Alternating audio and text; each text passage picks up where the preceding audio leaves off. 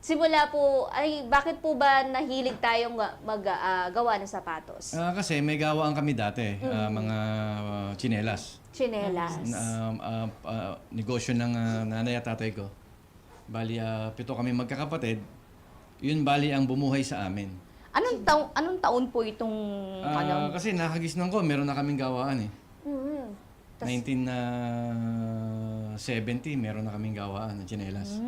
Kaya yun Malakas po that time yung panahon ni Marcos. malakas talaga ang tsinelas sa Malakas ang mga Marikina? tsinelas. Tsaka, hindi, pati rin mga sapatos, malakas din. Lahat ng negosyo, maunlad ng mga panahon na yun. Yun ang sabi ng aking nanay at tatay.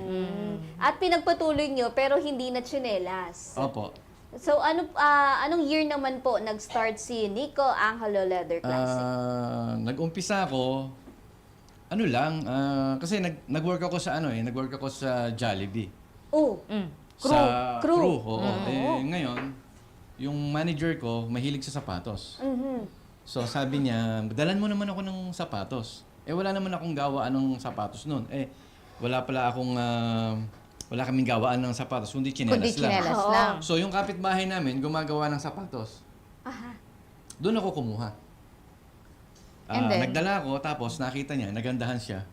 Hanggang sa yung mga kasamahan ng mga manager sa SM, sa baba, ng SM Fast Food, kumuha na yun. Ano po to? Yung mga black shoes? Doon ako Kasi nag-start. Mga black Mga shoes. black shoes yung Opo. mga Doon ako ano eh. nag-start. Hanggang sa sinabay ko yon, bumibili sila. Pagkatapos noon, nakaipon ako. Bali, ginawa niyo pong sideline. Side hustle. Parang, yun nga, sideline. Ano po yung yung presyo natin before nung mga black Lang yun, shoes na mga yun? 600, 700. Ano po yun? Synthetic or leather leather po. na? Leather na. Ah, Leather mura po na. yun. Mura na.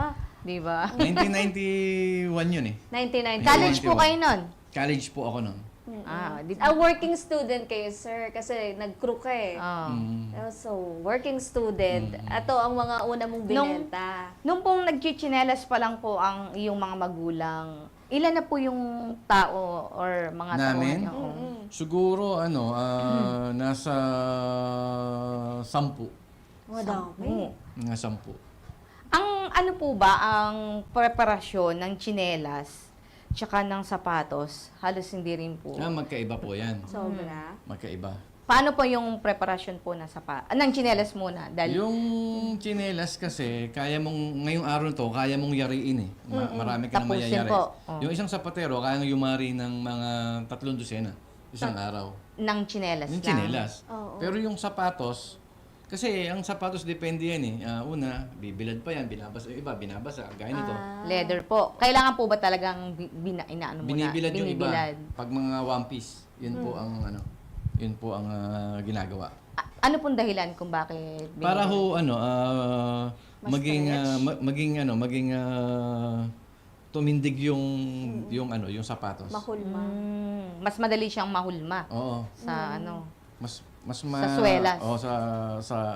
sa forma para gumanda yung forma. So, niya. kumbaga sa isang araw ng paggawa ng sapatos, wala pa yung finished product kasi bibilad mo pa eh. Bibilad pagkatapos noon suswelasan na yun. Sa eswelasan. Tapos tatahiin na siya. Pero sa isang araw po, makakagawa ng... Ilang piraso? Sa isang siguro sa isang dosena lang. Isang dosena. 12 Ngayon, kung versus 30. kasi nga bibilad, tapos maya-maya pag sa hapon pwede na nilang swelasan, mga ganun.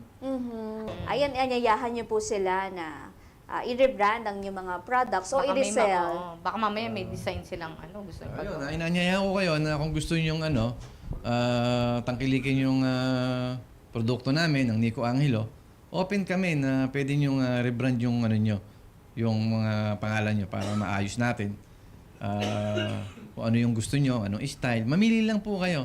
At bibigay ko naman sa inyo yung contact number ko. Oo, sige. saan po kayo? At pwede rin Saan po po kayo kayong Sa mahanap. Saan kayo mahanap? sa number 3 Nara Street, Nara Cristina Village, Concepcion 1. Conception 1. Opo. Pero may contact po. Parang mas Zero madali. nine- Viber. Meron po naman akong number. 0917 500 3348. 3348. Opo. Inyo po talaga na. Yun po yung aking number. Text lang ninyo. Kayo, kayo na mismo ang doon. Oo. Pero sa Facebook page po ninyo, Yung Nick M. De La Paz. sino naman po ang Ako in-charge? din po. Pwede niyo naman Personal niyo po yun. Opo. Doon Pero na lang po. sa Nico, Sa Nico, yung anak ko naman po yun. Nagtatrabaho po kaya medyo...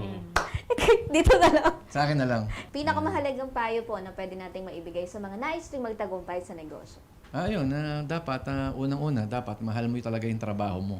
Pero huwag mong pakakasalan. Kasi iba yun Dapat mahal mo talaga yung trabaho mo, yung dedication mo. Tsaka, yun, dapat, yung gagawin mong isang bagay na yun, dapat mahalaga.